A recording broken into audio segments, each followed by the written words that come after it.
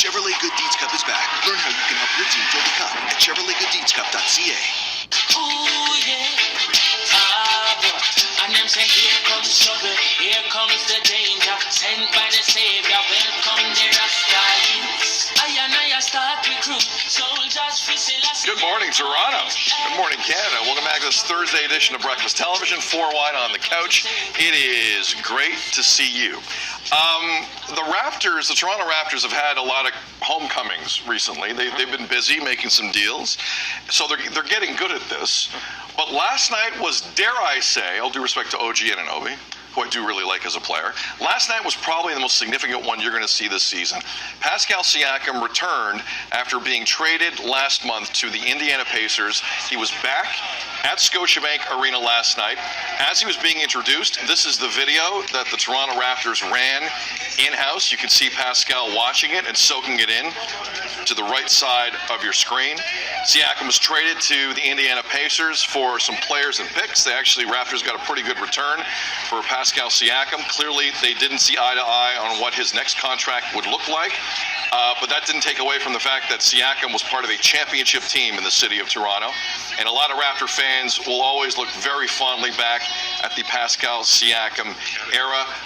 Pascal took the high road. Every piece of media he could do yesterday. This was a good moment. Sometimes these things are a little weird. Sometimes they're awkward. And Devo, it was just nice to see Siakam back and for proper love to be given, because they don't win that title without 43. No, definitely not. And 43 was big in the stands yesterday. They gave away jerseys when they got in for certain fans that got in there early enough. And just his response to the standing ovation, which he 100% deserved from everybody in that building.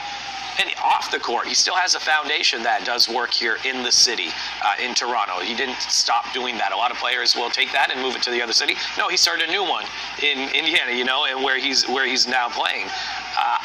This dude is just that smile. His smile is so contagious. That boyish, that young child that loves to play this sport and loves that energy. It just was nice to see. I'm very happy that was the response from the Raptors and the fans for Pascal returning. Spicy P. Love that too. Yeah, it made me emotional watching it. Seriously, that smile. It just he represents such a winning era from that team, and it was very tough to see him go. I really was heartbroken when that deal happened, and it also it's too bad that they have to leave to come back to get that response.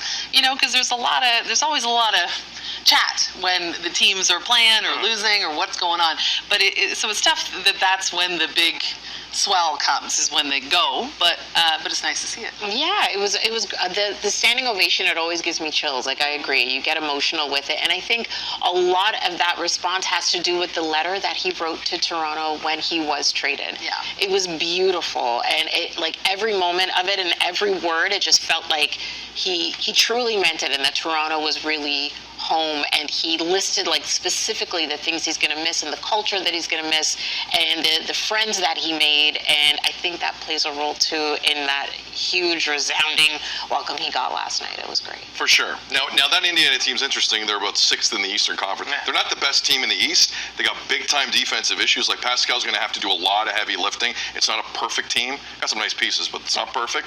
So best of luck to him. And again, I think the Raptors did the right thing. Look, if you weren't going to agree on money, let's move along, but nice moment last night.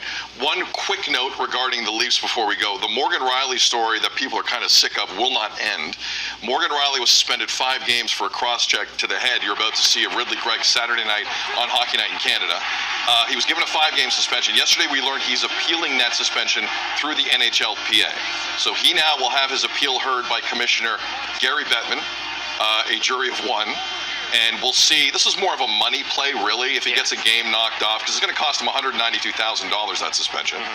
If he gets a game knocked off here or there, he'll save the money. I don't think the commissioner's going to hear the suspension before the 5 games are up. So we'll see where that goes, but that was the latest for the Toronto Maple Leafs, and there's a flu going through that room right now. I don't know who's going to play tonight for them against the Flyers, but we'll wait and see. So that's the latest on Morgan Riley. We're going to take a break.